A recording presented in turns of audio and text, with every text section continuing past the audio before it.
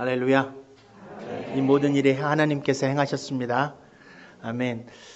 제가 구 목사님 참 오랜만에 뵀는데 거의 한 18년 전에 만에 뵌 것 같습니다. 그래서 구 목사님 교회에 온 것에 대해서 제가 어느 교회를 방문하는 것보다 떨리고 참 부담되어지는 것 같습니다. 저희는 아프리카의 내륙국가 남수단에서 이제 10년 가까이 세월을 살고 있습니다. 남수단인 곳은 거의 25년, 30년 동안 북수단, 모슬렘 국가인 북수단과 같이 내전을 겪으면서 수많은 사람들이 죽고 수많은 사람들이 자기 삶의 터전을 떠나서 지금도 살고 있습니다. 하지만 2011년에 하나님께서 그 땅을 남과 북으로 나눠 놓으셨어요. 그 남과 북으로 나눠놔서 그동안 그런 정치적인 또 사회적인 경제적인 차별을 극복하고 새로운 하나님의 나라, 새로운 것들을 소망하면서 그 나라가 세워졌는데 다시 2013년에 국가의 두 리더들끼리 다시 내전을 겪으면서 지금까지도 내전을 겪으면서 많은 사람들이 아픔 가운데 고통 가운데 그런 경험들을 하고 있는 참 안타까운 나라입니다. 또 코로나로 또 여러 가지 우크라이나와 러시아 전쟁으로 굉장히 많은 시름들이 우리 남수단 삶 속에 있습니다. 또한 저는 개인적으로 남수단에 살면서 가장 힘든 게 무엇입니까? 라고 물어보시면 내전 중에도 그곳에서 있었다. 하나님의 은혜 가운데 저를 보호해 주심도 있었지만 말라리아인 것 같습니다. 제가 19년을 살면서 말라리아를 거의 40번 이상을 걸린 것 같습니다. 제가 말라리아에 걸렸을 때 가장 힘들었던 말라리아는 한 3, 4년 전, 5년 전에 내성 말라리아에 걸렸어요. 내성 말라리아는 단 하루 안에 그냥 사람이 죽은 것을 결정됩니다. 내성 말라리아에서 거의 죽을 등 살 등 거의 현지 의사가 내일 아침 이 사람 죽는다고 그냥 죽는다고. 근데 하나님께서 살려주셨어요. 근데 그때 한국에서 처음으로 제가 5년 만에 한국에서 한 목사님, 저희 신학교 동교 목사님께서 남수단에 방문하시는 그날 제가 새벽에 말라리아에서 사경을 헤매고 있었어요. 목사님께서 저의 모습을 보고 또 하나님께서 살려주신 것들을 보고 그렇지만 하나님께서 저에게 그 흔적을 주셨는데 제가 어제도 제가 이렇게 오랫동안 오전에는 괜찮은데 오후가 되면 내가 흔들려요. 이게 제대로 균형을 못 잡아요. 그때는 더 심했죠. 사람을 옆에서 저를 부축하지 못하면 걸을 수가 없었어요. 서 있을 수도 없어요. 지금도 이렇게 서로 사람이 이렇게 몸을 움직여버려요. 근데 그걸 보고 나서 목사님께서 너무 속상하셨는 것 같아요. 제 신학교 때 저를 보셨고 저랑 같이 한국에 있는 큰 교회에서 같이 부목사로 섬겼었던 거예요. 너무 속상하니까 목사님 도대체 왜 무엇 때문에 여기 계시냐고. 목사님 같은 경력과 학력이면 또한 내가 본 목사님의 사역에 대한 열정이면 충분히 한국이든 미국이든 사역하고 귀한 열매 맺을 수 있을 텐데 왜 남수다냐고. 이 몇 명하고 다 키우면서 대체 이게 뭐 하는 짓이냐고. 목사님 너무 안타까워서 너무 무모하다고 미쳤다고 할 정도로 목사님 미쳤다고 그렇게 말씀하시더라고요. 제가 목사님을 보내고 나서 다시 저희 공동체로 돌아왔어요. 너무 힘들고 너무 어려서 밖으로 나갈 수가 없었어요. 며칠을 방에만 누워 있었어요. 그때 제 마음에 두려움이 생기더라고요. 내 몸이 만약 이렇게 계속 되어진다면 나는 남수단에 계속 사역할 수 있을까? 그 목사님이 말씀하신 것처럼 난 도대체 왜 무엇 때문에 이곳에서 이렇게 살아가고 있는 것일까? 형제들과 함께 겨우 정신을 차리고 형제들과 함께 새벽에 나와서 예배를 드리고 있는 그 말씀이 오늘 여러분과 함께 읽은 이 본문의 말씀입니다. 보라 이제 나는 성령이 매여 예루살렘에 가는데 거기서 무슨 일을 당할지 알지 못하노라. 오직 성령이 각성에서 내게 증언하여 결박과 환난이 나를 기다린다 하시나 나의 달려갈 길과 내가 주 예수께 받은 사명 곧 하나님의 은혜의 복음을 증언하는 일을 마치려 하면은 내 생명을 조금도 귀한 것으로 여기지 않겠다. 이 말씀을 형제들과 새벽에 나눈 후에 다시 방으로 돌아왔어요. 방으로 돌아와서 다시 이 말씀을 묵상했어요. 도대체 왜 바울은 환난과 결박이 있는 이 예루살렘 길을 가려고 하는 것일까? 도대체 무엇이 자기의 귀한 생명을 조금도 귀한 것으로 여기지 않을 만큼 예수의 사명을 향하여 그는 달려가야만 했는가? 사도 바울의 삶을 통해서 내가 왜 도대체 무엇 때문에 남수단에 있어야 되는지, 말라리아로 인해서 제 삶의 부르심과 내가 어떻게 살아야 되는지를 흔들리는 그 순간에 이 바울의 삶을 통해서 하나님께서 저를 다시금 세워주셨습니다. 오늘 여러분과 함께 읽은 이 본문 말씀, 사도행전 20장 22절과 24절의 말씀은 사도 바울이 에베소 교회의 장로들에게 보내는 유언의 말씀, 곧 고별 설교 말씀입니다. 성령께서 사도 바울에게 바울아, 네가 이 전도여행을 마치고 나면 곧 예루살렘에 가게 될 건데 그 예루살렘의 길은 결박과 환난이 기다리는 길이다. 만약에 성령께서 그렇게 말씀하셨다면 분명히 바울은 예루살렘에서 죽을 것 같은 고통과 어려움과 환난의 길을 경험하게 될 것입니다. 그렇다면 성령의 음성에서 예언의 말씀에 순종함으로 그 길을 피했음에도 불구하고 사도 바울은 이렇게 고백합니다. 나의 달려갈 길과 주 예수께 받은 사명 곧 하나님의 은혜의 복음을 증언하는 일에는 내 목숨을 조금도 귀한 것으로 여기지 않겠다. 사도 바울은 결박과 환난이 기다리는 예루살렘의 길을 자신이 당연히 가야 되는 인생의 여정으로 받아들입니다. 그리고 그가 주 예수께 받은 사명 곧 하나님의 은혜의 복음을 증언하는 이 일에는 조금도 자기의 귀한 생명을 귀하게 여기지 않고 인생의 그 다른 어떤 것보다도 예수 사명을 위하여 어떤 도전도 어떤 시련도 어떤 어려움도 예수를 위하여 자기는 가겠다라고 선포하는 것입니다. 도대체 왜 환난과 결박에 있는 그 길을 주 예수의 사명을 위하여 그는 그 길을 가야만 했을까?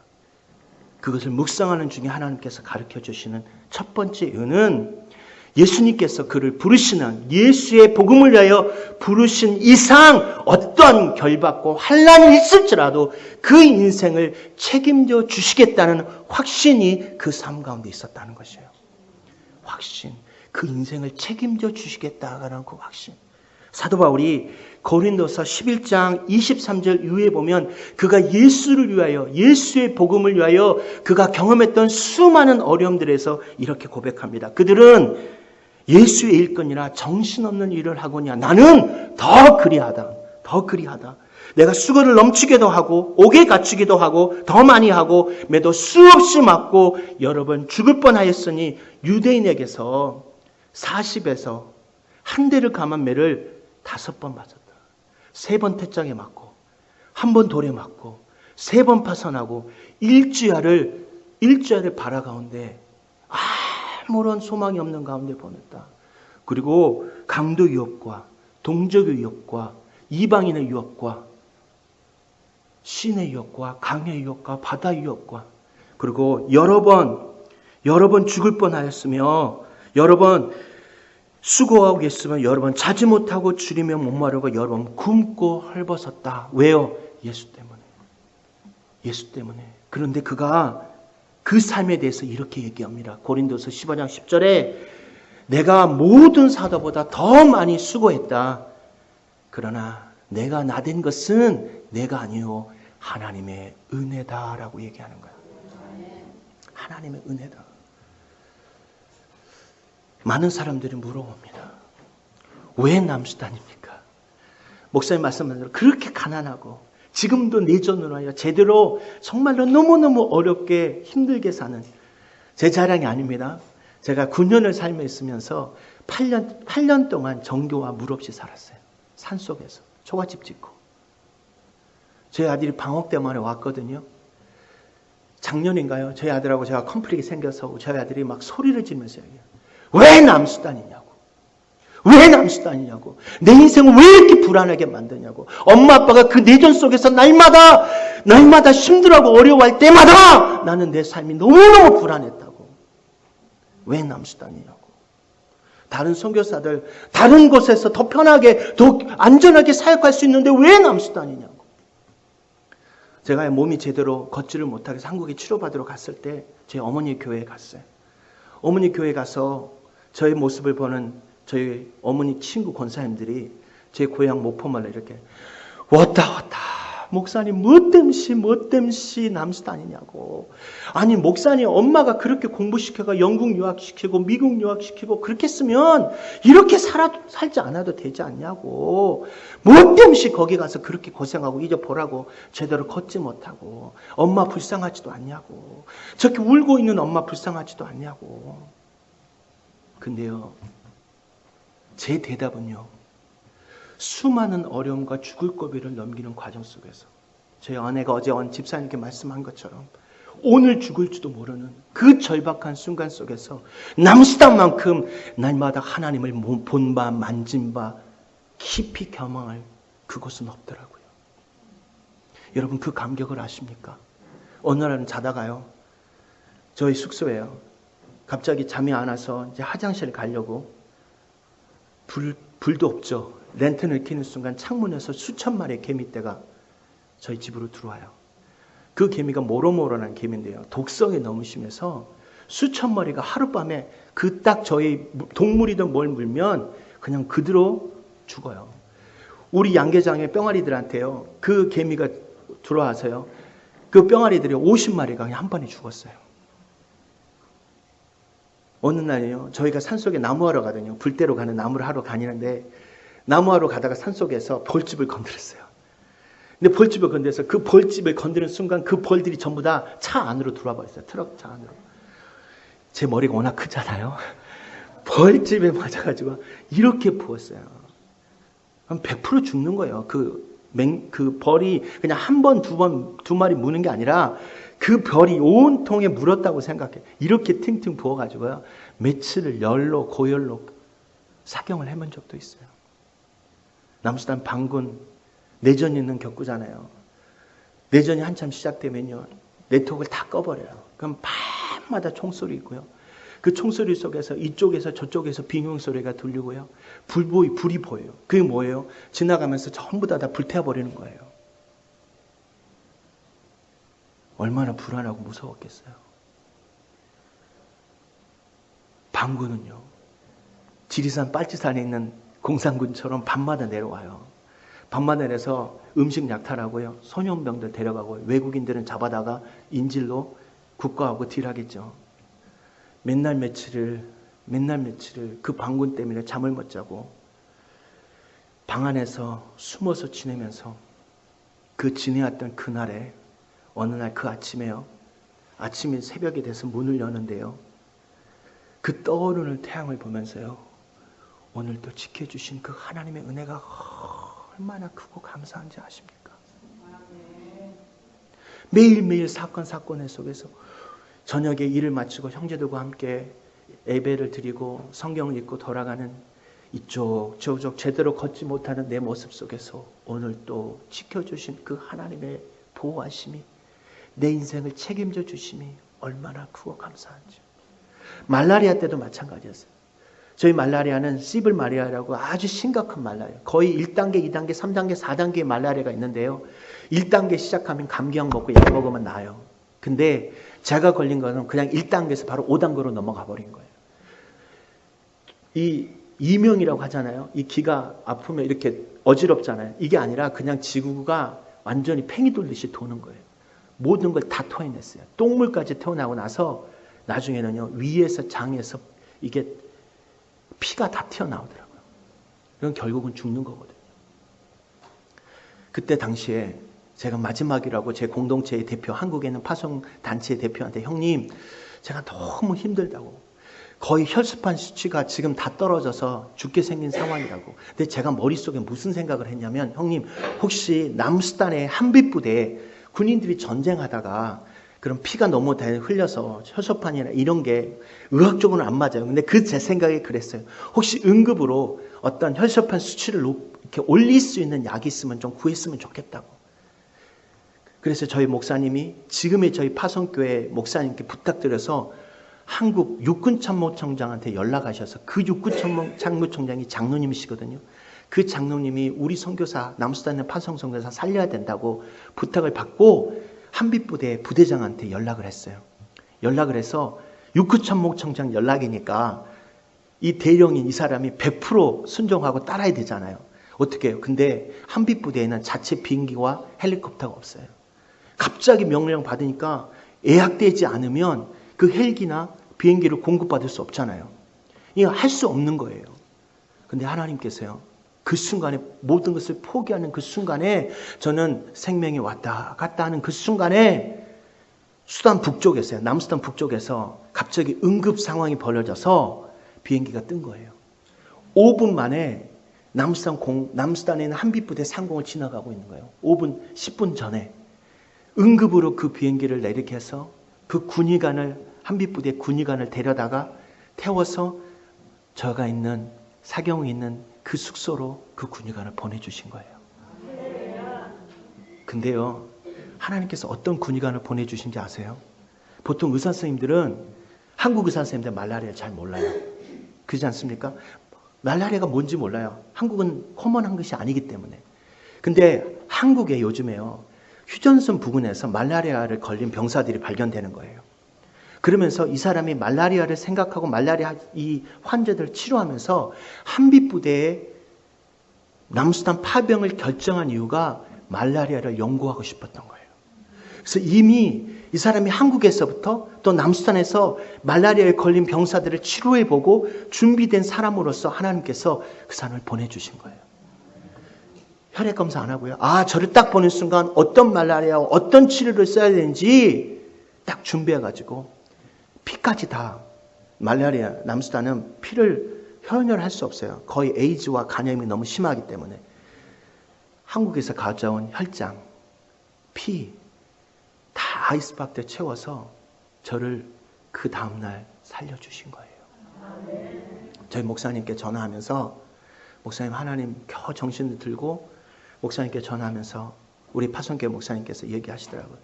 파송교사, 할 일이 많아. 할 일이 많아. 할 일이 많아. 하나님께서 마지막 주의 사명을 위해서 저를 살려주신 줄 믿습니다. 하늘나라의 하나님 왕관의 보석 같은 우리 귀한 성도 여러분, 믿음의 선한 싸움을 위해서 싸우다는 것은 결코 쉽지 않고 어렵습니다. 정말 두렵습니다. 정말로 그 순간에 여러분 두려워하지 마십시오.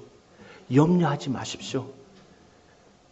하나님이 주님만 바라보십시다. 주님이 우리의 삶을 승리케 해 주실 것입니다.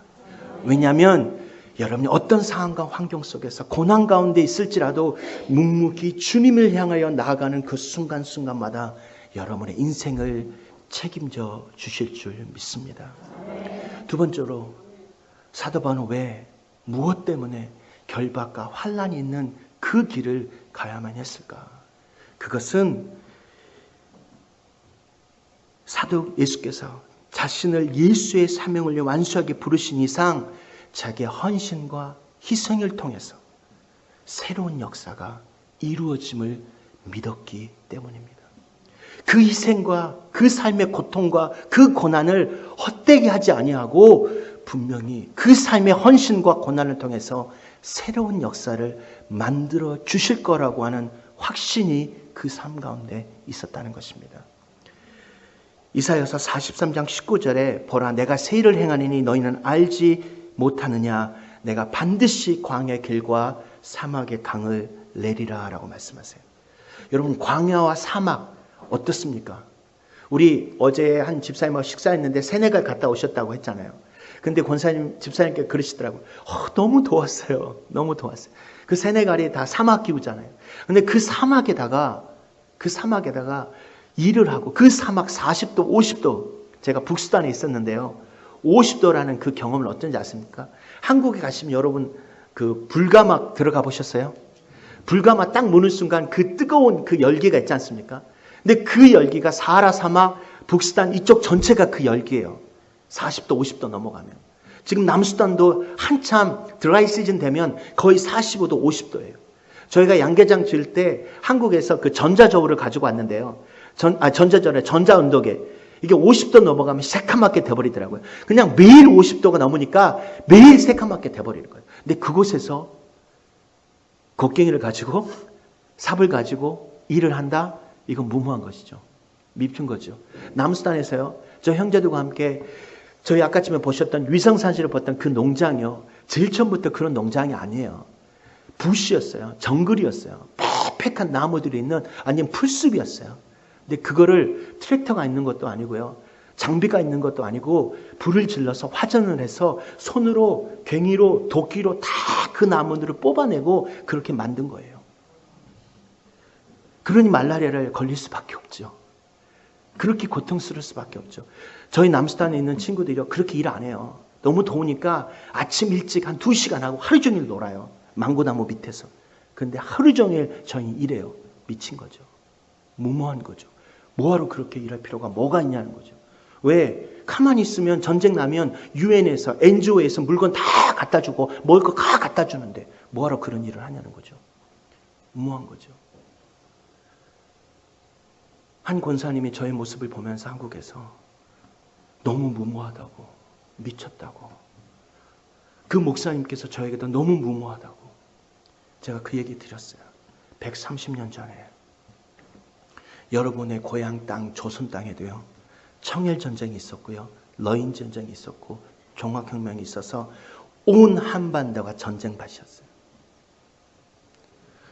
근데 그 전쟁통에도 예수의 복음을 위해서 이 땅에 미국에 있는 이 귀한 선교사님들이 조선 땅에 가서 자기 부인이 죽고 자기 남편이 죽고 자기 자식이 죽음에도 불구하고 그들의 형제들이 그들의 홈철출에서 얘기하지 않겠습니까?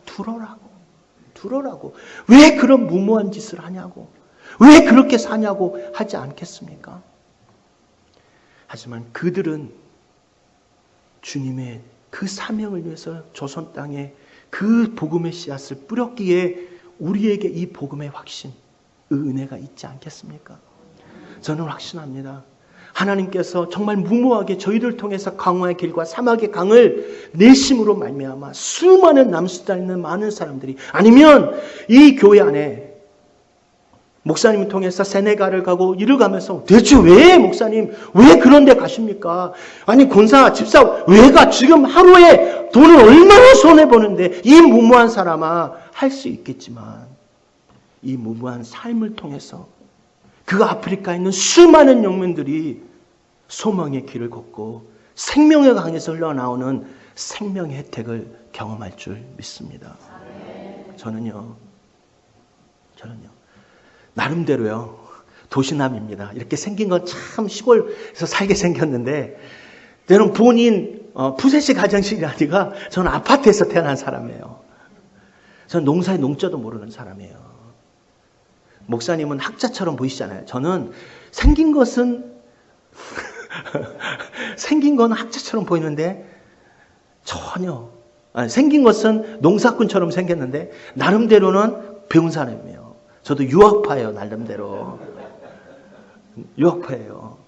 농사의 농자, 닭의 닭자 아무것도 몰랐어요. 그리고 하루 종일 아무 일도 안 하고 그냥 NGO에서 전쟁 나면 그런 것만 배급받던 우리 남수단 친구들에게 같이 모아서 일을 한다? 이건 완전한 무모한 짓이고 완전한 실패가 뻔히 보이는 일이에요. 정말 힘들었어요. 정말로 힘들었어요. 농사를 시작했잖아요. 화전을 해서 배운 건 또 어디 가서 화전해갖고 밥을 일군다는 것은 또 어디 또 들어가지고 불을 다 질러서 불을 질렀는데요. 갑자기 오후 늦게 불을 질러야 되는데 우리 애들이 또 빨리 집에 간다고 조금 더 일찍 했더니 바람이 불기 시작하고 온 동네가 뷰바다가 됐어요. 전 주저앉았어요. 망고나무 큰 게 타기 시작하면서 이거 나는 이제 드디어 끝났다. 근데 그거 아세요? 불이 났는데요. 불이요. 집만 다 피해서 다 탔어요. 와, 할렐루야. 그래서 그 은혜를 경험하고 열심히 일했어요. 나무를 하나씩 팔 때 이만한 그 뿌리를 뺄 때요. 내 안에 있는 악한 것들 다 뺀다고 막 그런 마음으로 뺐어요.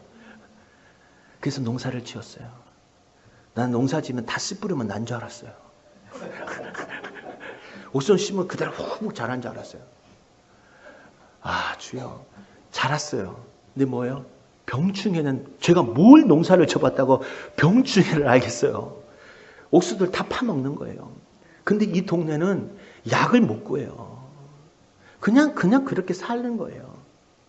약을 못 구해서 정말로 10가마를 거두어야 될 그 옥수수 양이 4가마밖에 안 되는 거예요. 그 고생을 했는데. 양계장은요, 계란은요.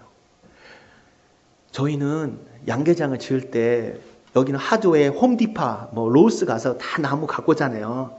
우리는 남수단 홈디포가 있어요. 정글이에요. 정글에 가서 나무를 도끼로 다 잘라요. 우리 사이즈에 필요한 만큼을 잘라서 그걸 다 껍질을 벗겨요. 벗겨서 말려요. 그리고 폐유를 발라요. 개미 때문에. 그래서 양계장을 지었어요. 첫 번째 양계장을. 잘 됐을까요? 그리고 우리 이제 양계장 지었잖아요. 동네에 병아리가 없잖아요. 어떻게 갖고 와요? 우간다에서 병아리를 수입해서 갖고 와요. 그래서 우리 병아리들은 여러분보다 더 나아요. 여러분 언제 비행기 처음 타보셨어요? 우리 병아리는요, 태어난 지 one day old. 하루 만에 비행기 타고 온 애들이에요. 하루 만에 비행기 타고 왔어요. 저는 병아리 갖고 오고 양계장 짓고 그냥 옥수수 사료 주면 다 큰 줄 알았어요. 옥수수 사료도요, 그냥 어떻게, 저는 한 번도 못 봤잖아요. 한국에서 공부를 했지만. 근데 옥수수 사료도 그냥 옥수수는 줄 수 없잖아요. 어떻게, 기계가 없으니까, 전기가 없으니까 어떻게 해요? 절구로 찍었어요. 절구로 찍어가지고 옥수수 사료를 만들었어요. 단백질을 먹여야 되거든요. 단백질 먹여야 되는데 없으니까 깨를 또 볶아. 누가 또 깨를 또 볶아야 또 단백질이 올라간다네. 그 양판에다가 또 깨를 볶아요. 그 딱 찧었어요. 그럼 계란이 나올까요? 안 나올까요? 먹였으니까. 물계란이 나와요.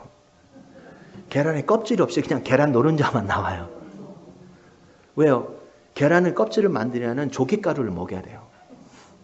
조개가루가 어디 있어요? 또 온 동네반네 개천은 다 다니면서 조개를 파가지고 와서 그렇게 해봤어요.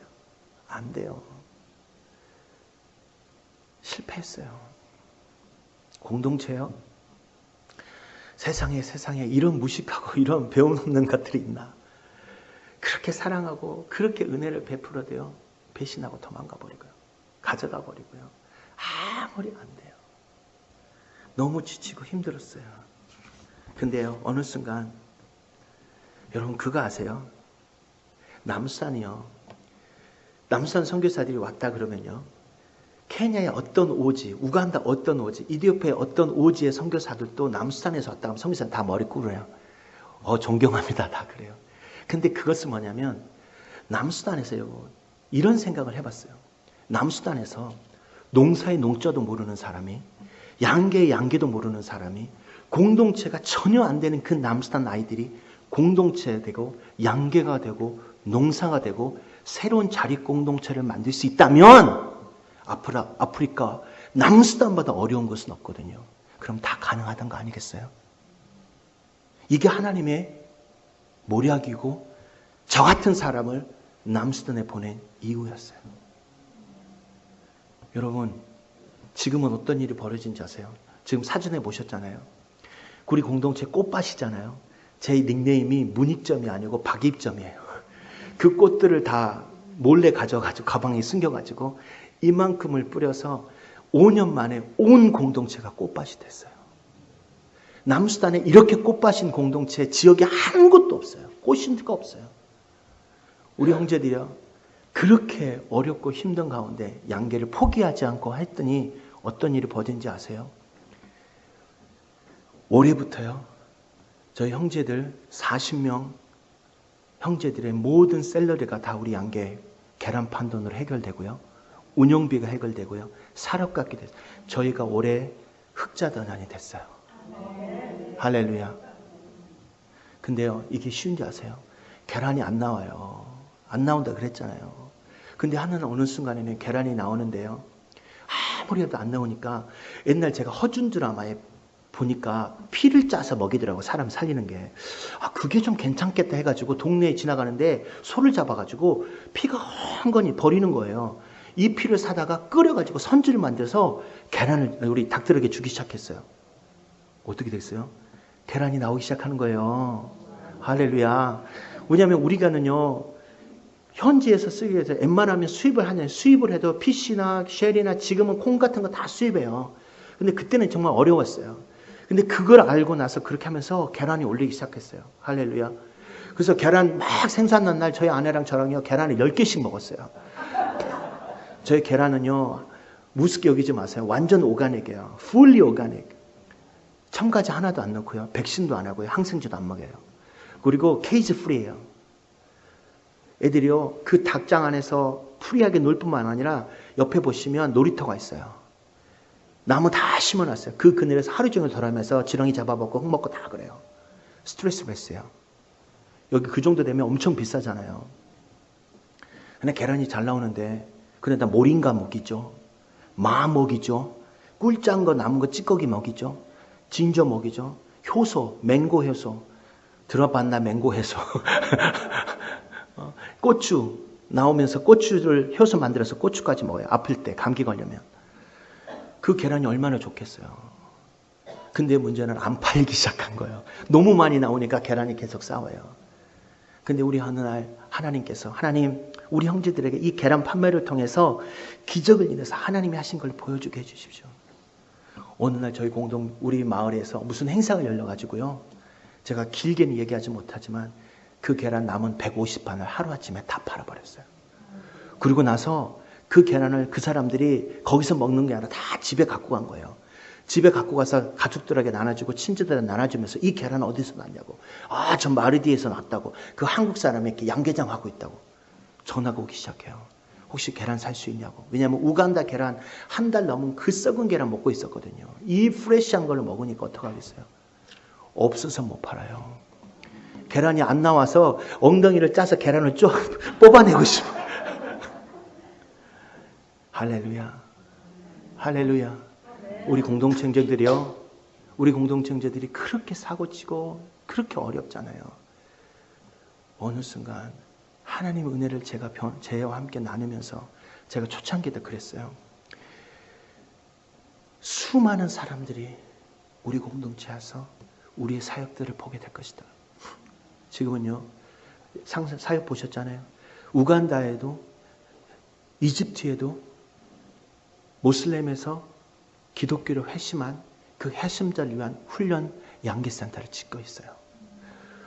우간다에 있는 선교사님들이요. 저희 공동체에 우리 자기가 훈련한 형제들 보내서 양계와 공동체를 가르치겠다고 얘기해요. 할렐루야. 여러분 두고 보십시오.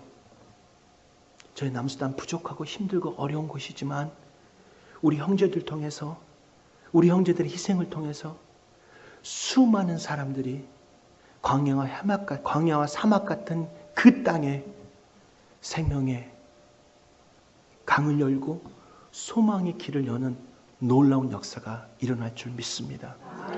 사랑하는 성도 여러분, 정말로 묵묵히 고난과 환난 중에서라도 주님의 귀한 길을 가고 계시는 우리 성도 여러분, 힘들죠. 지치죠. 하지만 주님께서 여러분의 눈물과 수고를 결코 헛되이 하지 않을 것입니다. 그분이 여러분의 그 희생과 헌신을 통해서 수많은 사람들이 소망의 길을 걷고 생명의 강에서 흘러나오는 그 생수를 마시며 생명의 은혜를 경험하게 될 것입니다. 마지막으로 도대체 왜 사도 바울은 그 길을 환난과 결박에 있는 그 길을 가야만 했을까? 그것은 이 길이 환난과 결박에 있음에도 주 예수의 사명을 향하여 가는 그 길이 우리가 살아야 되는 바른 믿음의 삶이기 때문입니다. 히브리서 기자는 11서 11장에 믿음은 바라는 게 실상에 보지 못하는 증거라 얘기하면서 믿음의 선진들에서 얘기해요. 아브라함은 누구는 누구. 근데요, 제가 이 말씀을 읽으면서 완전 또라이, 완전 무모한 삶의 결정체인 한 사람을 봤어요. 그게 누구냐면 모세예요. 히브리서 11장에 24절에 모세 삶을 이렇게 얘기해요. 모세는 장성하여 바로의 공주의 아들의 칭함을 거절해요. 그리고 그는 하나님의 백성과 함께 고난받기를 죄악의 낙을 누리는 것보다 더 낫게 여기고 그리스도를 위하여 받는 수모를 애굽의 그 어떤 보화보다도 더 귀하게 여겨요. 왜요? 상주심을 바라봄이니라. 믿음으로 그 명예를 포기해요. 믿음으로 그 고난받기를 죄악의 낙 얼마나 좋고 얼마나 행복합니까? 좋은 차, 좋은 집, 좋은 궁전, 좋은 것 먹는 것보다 그리스도를 위하여 고난받기를 소망해요. 그리고 하나님의 그리스도를 위하여 받는 그 수모를 계급의 어떠한 보화보다도 더 귀하게 여겨요. 이런 무모한 삶이 어디 있어요? 이런 미친 삶이 어디 있어요? 여러분 그러지 않겠어요? 여러분이 정말로 귀한 위치와 귀한 자리와 귀한 어떤 것들이 있음을 그것을 포기하고 고난과 아픔과 수모를 선택해요. 근데 히브리서 11장에는요 더 위대한 사람들이 나와요. 히브리서 36장에는 이 사람들을 히브리서에 설득해요. 이분들의 삶은 뭐라고 얘기하냐면 어떤 이는 그 전에는요 이름이라도 나와요. 모세, 아브라함, 라합 이름도 나와요. 근데 이들은요 어떤 이든 이래요. 어떤 이는 조롱과 채찍을 뿐만 아니라 결박과 옥에 갇히는 시련도 받았으며 돌로 치는 것과 톱으로 켜는 것과 시험과 칼로 죽임을 당하고 양과 염소의 가죽을 입고 유리하며 궁핍하고 학대를 받았다라고 얘기해요. 왜요? 예수 때문에. 근데요 38절에 예수 때문에 아무런 이름 없이 고난당하고 핍박당하고 환난받았던 그들에 대해서 히브리서 기자는 이렇게 말해요. 그들은 세상이 감당하지 못하는 사람이다. 세상이 감당하지 못하는 사람. 여러분 이것이 이 세상 사람들에게 통해서 들어야 될 우리의 이름인 것입니다. 세상이 감당하지 못하는 사람들. 제가 한국에 가서 이제 치료를 받으러 가잖아요. 아침에 이제 한의원에 가서 치료를 받는데 제일 힘든 게 지하철 타는 거예요. 그러니까 지하철에 사람이 많잖아요. 그럼 나올 때 사람이 이렇게 나오잖아요. 그러면 제가 몸을 제대로 이렇게 못하니까 이렇게 하다가 어떤 분을 이렇게 확 쳐버린 거예요. 그러니까 쳐버렸으면 남자가 쳤으면 좀 어떤 자매를 이렇게 여자 젊은 여성을 이렇게 치니까 이게 놀라가지고 막 좀 소리를 지르면서 그렇지 않겠습니까? 좀 현빈처럼 잘생긴 사람이 했으면 이해가 될 텐데 저처럼 생긴 사람이 툭 건이니까 그럼 노숙자든지 뭐든 당황해가지고 이게 난리가 난 거예요. 그 복받은 상황에서 아니라고. 근데 제가 고개를 숙이면 더 이렇게 균형을 못 잡으니까 술 취한 사람인 줄 알고 아니라고. 제가 몸이 이렇게 뇌를 좀 다쳐서 균형을 못 잡아서 이렇게 죄송하다고. 그리고 이제 사람들이 다 갔어요.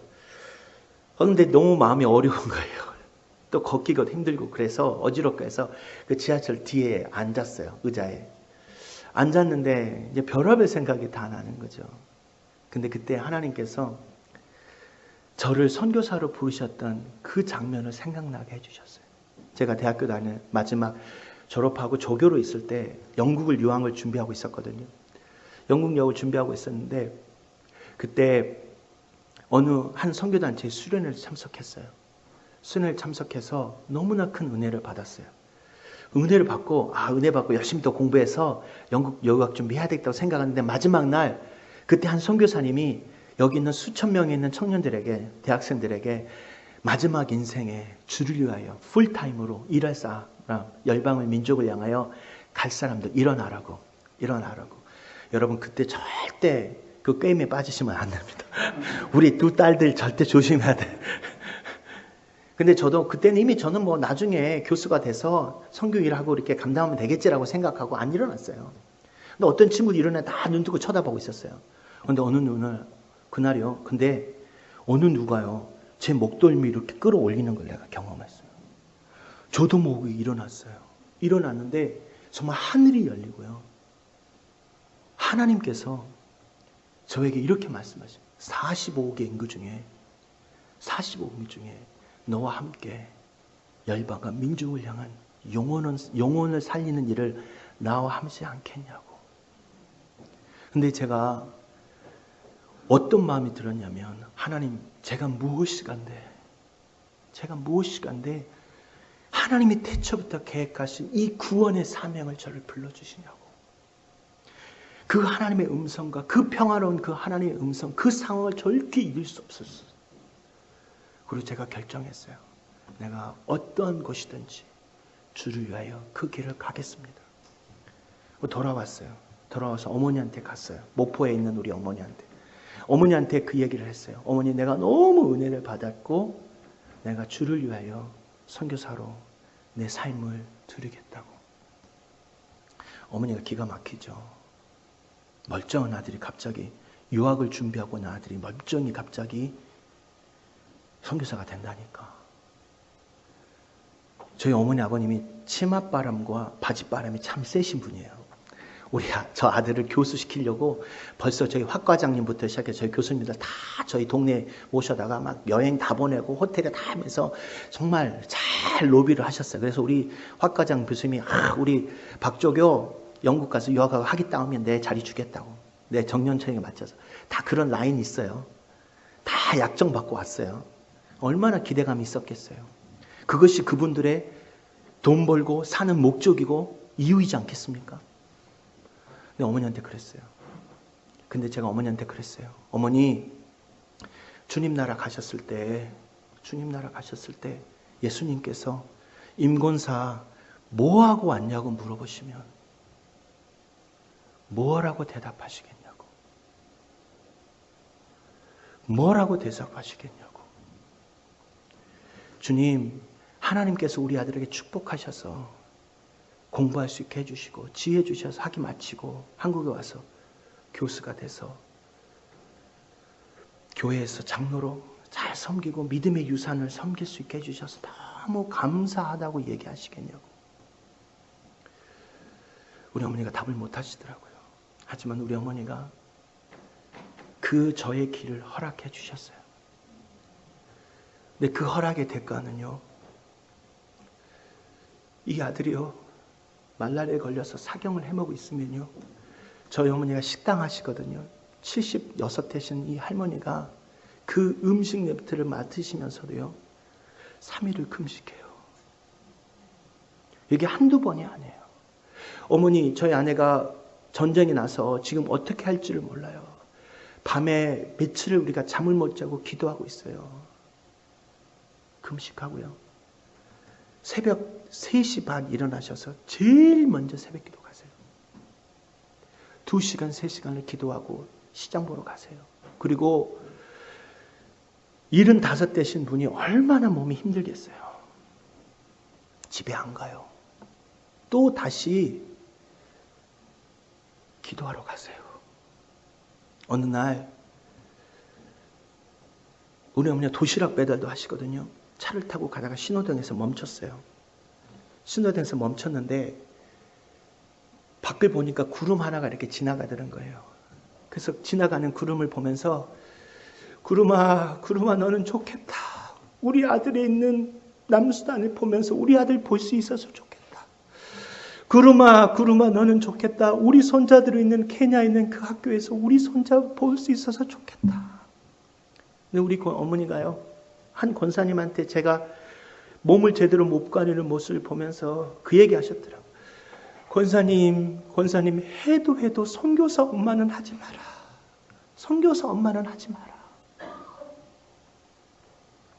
지금도 저희 어머니는 이 교회 오늘 제가 방문한다고 하니까 선교사님 오늘 또 이 예배를 위해서 제가 기도하겠습니다.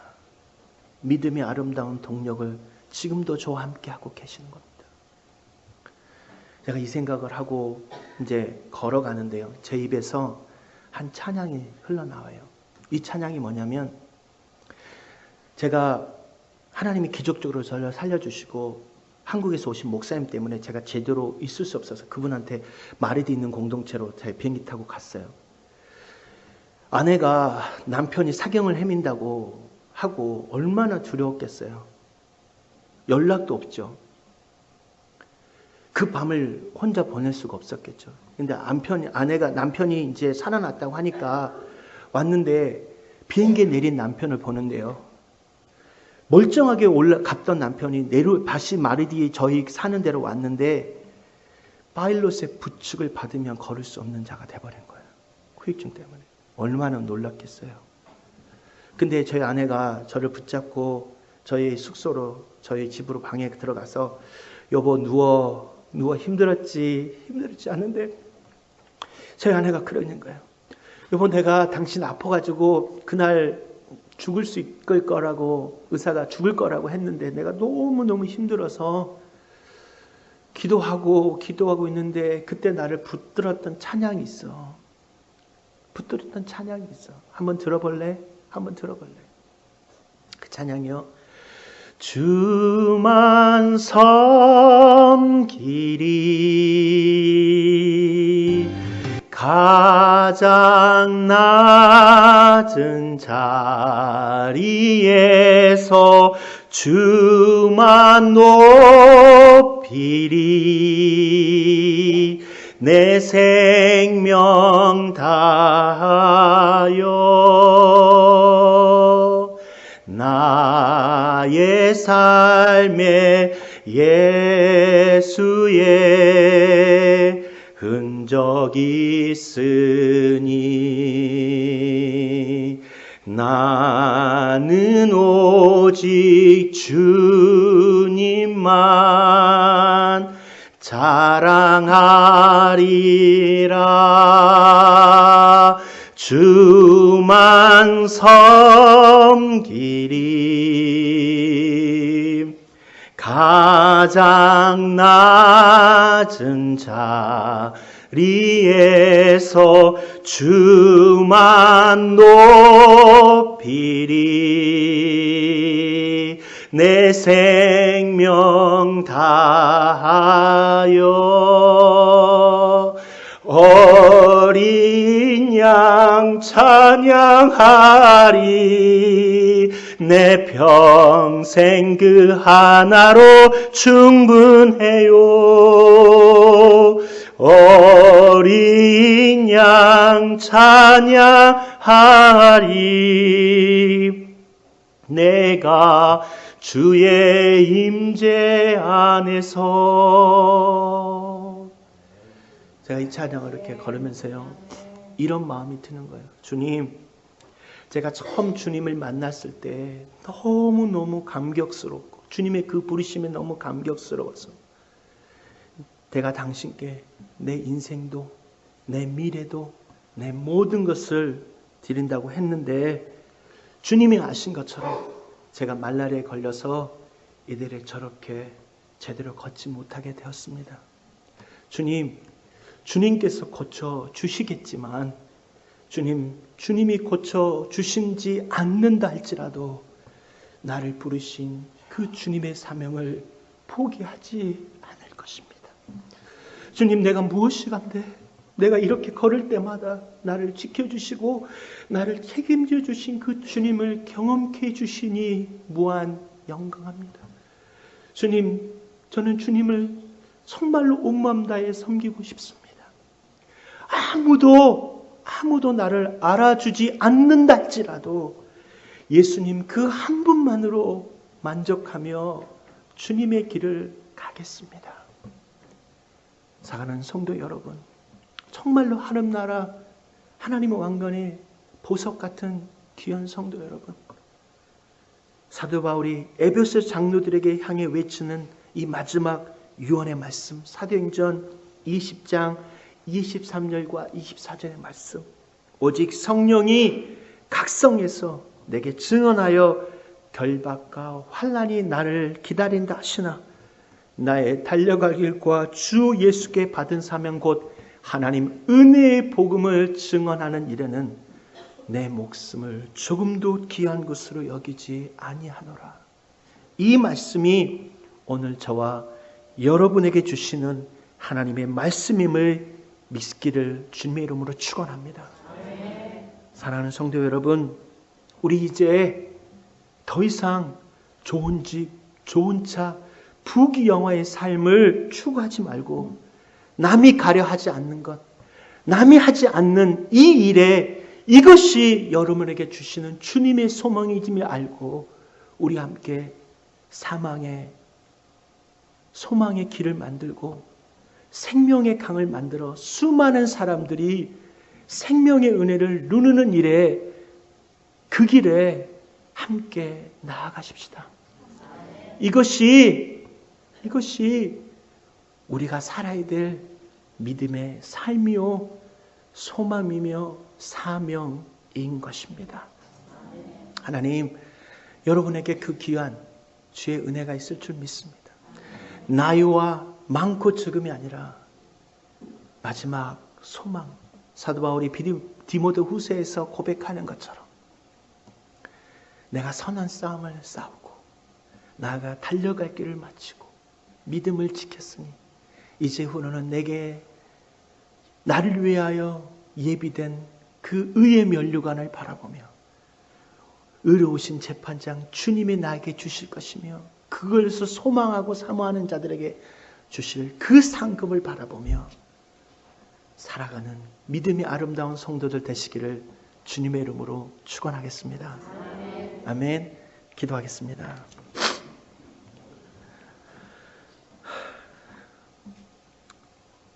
하나님 감사합니다. 이 부족한 자를 통하여 다시 한번 예수의 사명을, 예수의 부르심을 깨닫게 하심에 감사합니다.